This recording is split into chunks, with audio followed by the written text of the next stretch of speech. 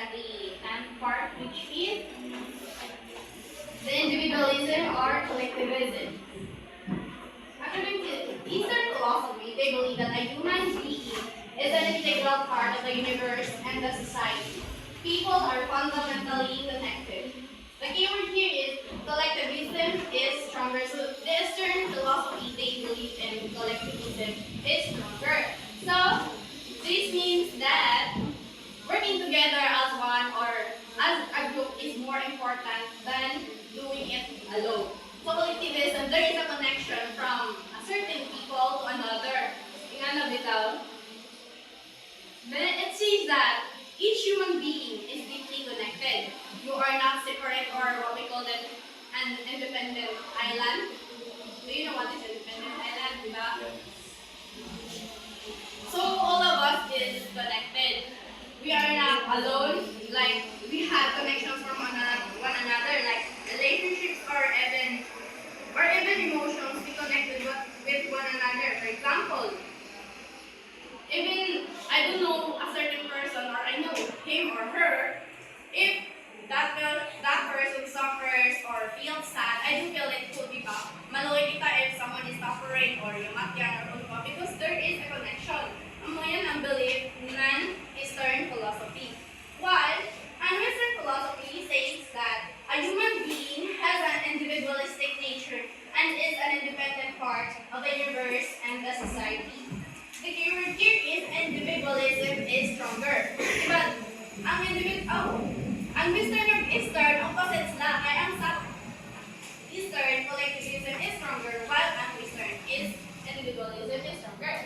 So according to Western, ibig sabihin na ang mga tao ay may pagkakaiba or self-awareness.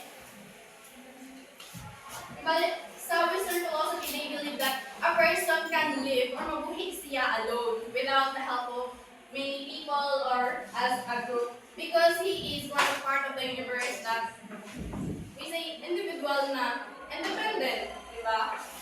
So para sa iyo, ano kang muto? Sa collectivism or individualism, tingin ba niyo mabuhay ka mo alone? Nakamulay sa without any connection from other people? What do you think? Yes, Miss Maxine. What do you think? I think not, since, di ba may quote na no man is an island, baby. Kasi walang taong kaya mabuhay mag-isa. Nakakabali. Yes.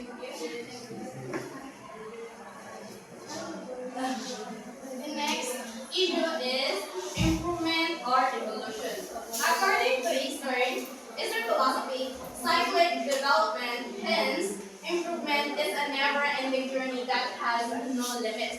So, sa Eastern philosophy, they believe na ang growth ng person is ga-cycle. Ibalik from here, then pagtapos mo ng one phase, may mo na improvement. But then, hubad ka sa ikaw at the cycle, then another improvement, tas sa bitaw, ibalik na tuyo ra ang imo improvement. Wala iya endpoint. Ibalik na, nakacycle lang ang improvement, di ana.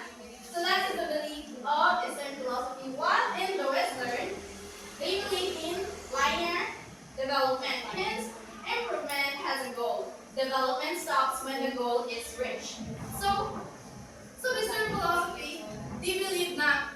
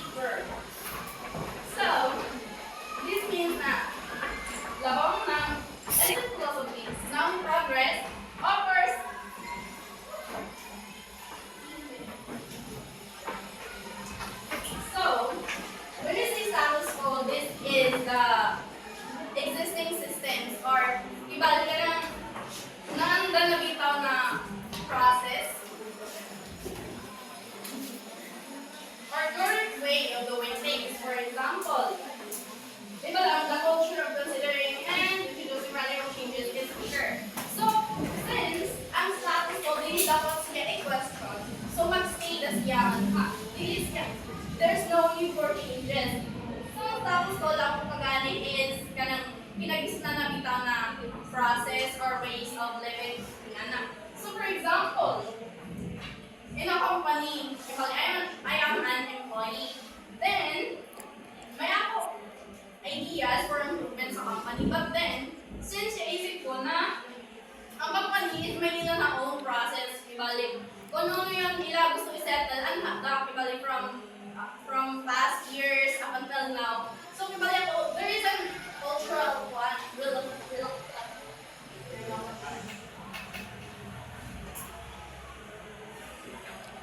sorry nga na, well, magkuha ako na ito, ang anak ko, ideas.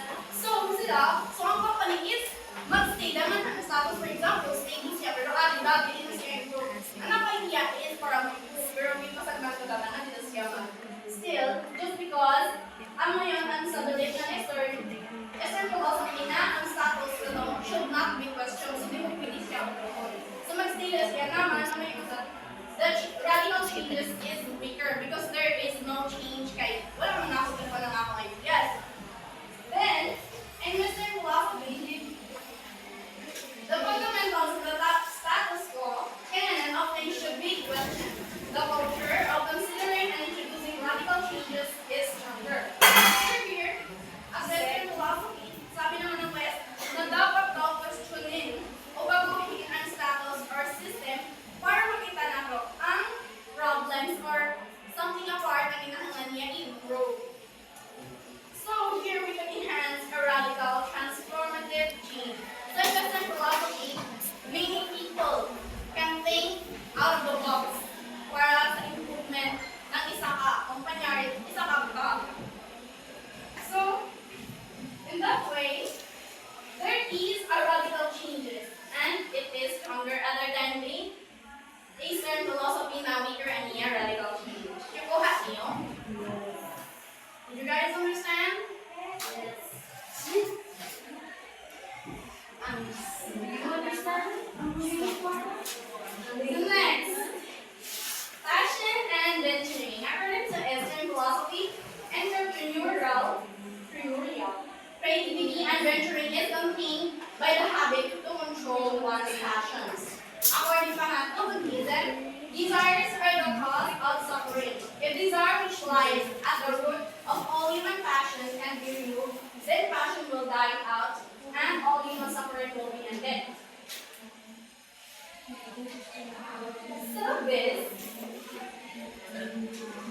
as entrepreneur, we have to control our passions. Kasi yung sabi pa nga sa quote, desires are the cause of suffering. If we desire something, then we want to have that. But then, ma-disappoint kita, that way we would suffer, right? Kasi na-disappoint tayo. But if we do not put our higher desires, did it us gently chase after another, just like that, then dili kita ma-disappoint. We just had to do it with our own will. Kung una ako balik makaya da, pwede pa siya himuon, dili pa kayo naman mag-settle sa higher ups bitaw. But sa Western philosophy, entrepreneurial venturing is encouraged emotionally. Nothing is ever achieved by reasonable men, according to G. Fred Bussey of Texas. Western philosophy, as an entrepreneur, you had to encourage yourself emotionally. So to encourage yourself emotionally, you would think positive. You would think what do you think is right for a certain company para ma-improve it out, not by putting up a higher desires like ano sa Eastern philosophy. So may lot differences from Eastern and Western. Okay? Sa Eastern, the-venture siya ng higher passions and desires, while sa Western is, if a certain entrepreneur is encouraged himself emotionally. Nakuha niyo? Yes. Wait, comment ko si Maxine. Kumuha si Edwin.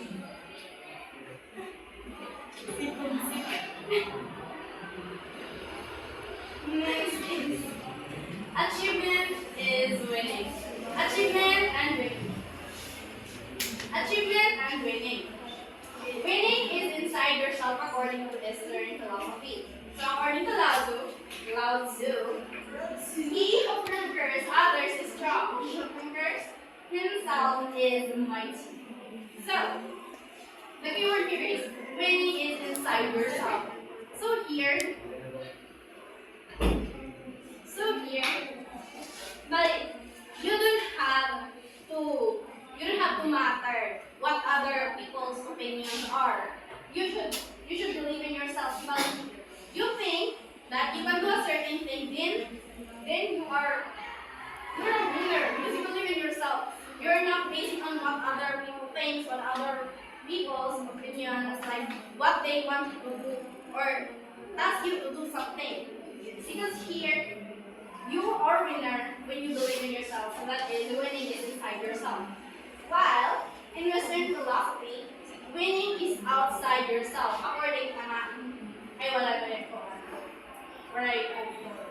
So it is just a quote. It is not because things are difficult that we do not dare. It is because we do not dare that they are difficult. So here, we're going to do an act. Kasi, sabi pa nga dito, hindi dahil mahirap ang isang bagay kaya hindi natin ginawa. It is because ginawa natin yung isang bagay dahil hindi natin siya inisip na mahirap. So it is doing what is meant for you to do something, not because one, you didn't put any value if it is difficult or not. You just do it with your own. I guess, yeah. So for Eastern philosophy, winning is inside yourself, and Western, winning is outside yourself. Nakuha niyo?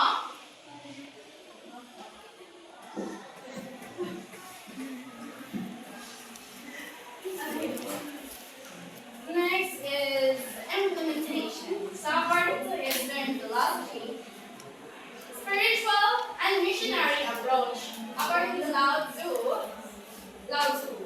to create and develop without any feelings of ownership, to work and guide without any expectation and control is the best quality. So here it is a spiritual and missionary approach. It is like your mission to do something without expecting for the result. It is just you do it to serve others without thinking what benefit you could get. That's it. Then, for Western philosophy, pragmatic and emotional approach. Since most of us spend our lives doing ordinary tasks, the most important thing is to carry them out extraordinary well. According to Henry David Thoreau. So according to him, since kaya na natin yung mga since kaya natin gawin yung mga bagay na ordinary lang, we can do a certain thing ordinarily with putting in creativity, more efforts, and okay, did you get it?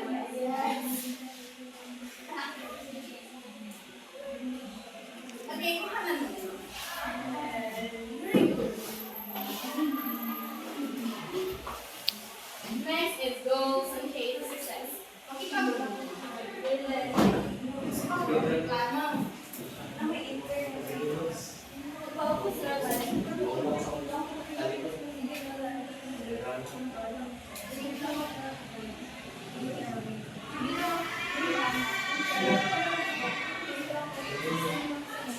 Next is goals and key to success. According to Eastern philosophy, spiritual. According to Confucius, virtuous life and adherence to performing your duties. So, for siya sa kuan, iman spiritual sa implementation. Spiritual. So, like what I said earlier, it is by doing or serving people without valuing the benefits you would get from them. That is spiritual. Then, materialistic, according heading to Western philosophy. So, according to Sir Belly Buckland, the secret of success in life and subsequently of humanity, money is to enjoy your work. If you do nothing is hard work, no matter how many hours you put in. So, according to the call, if you enjoy your work, it wouldn't matter how hard your work is or how difficult it is for you to do something. Or, dili niyo mag-value kung ilaan niyo sweldo bitaw if you enjoy your work. For example, here's studies, and here's school. Even if that is a job sa mga tasks, but if you love this or you accept it wholeheartedly this kind of program, then it wouldn't matter if ano pa ka isudado, ano pa kadamot na activities, ano pa kadamot na amutan. Nakuha niyo?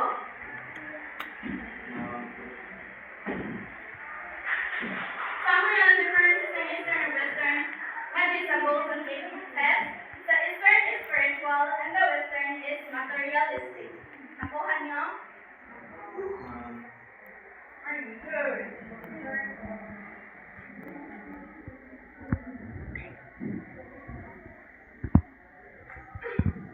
Next is establishing control over your emotions. According to Western philosophy, through meditation. Sabi pa nga ng tawiran, a man can separate his mind from his emotions and get control them. So, who would agree? Na ang man mo kaya niya i-separate ang iyang mind from his emotions. Who will answer? Yes, Mr. Christian. I don't question.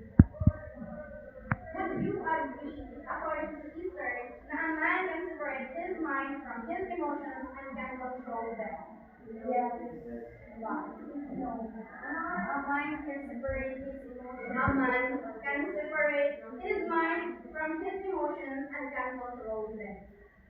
Yes. I agree with the... Huh? So sinabi ni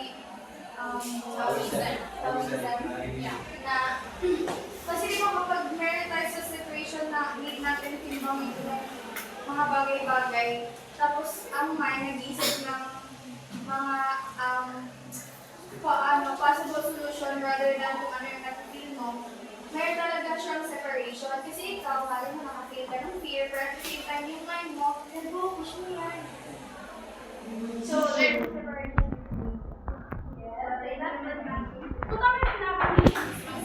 There is a separation between mind and emotions. Kasi kapag nangibabaw din kasi yung emotions. Yes. Pag nangibabaw din kasi yung emotions, minsan, ang outcome is negative or hindi ka rin positive. So it is important na dapat i-separate mo sila or i-make sure mo, pwede sabihin mo sila buwan. But kinahangan, you have to think holistically. Kuha niyo? Then sa Western philosophy, through analysis, I can control my passions and emotions if I can understand their nature according to Spinoza. Through analysis daw.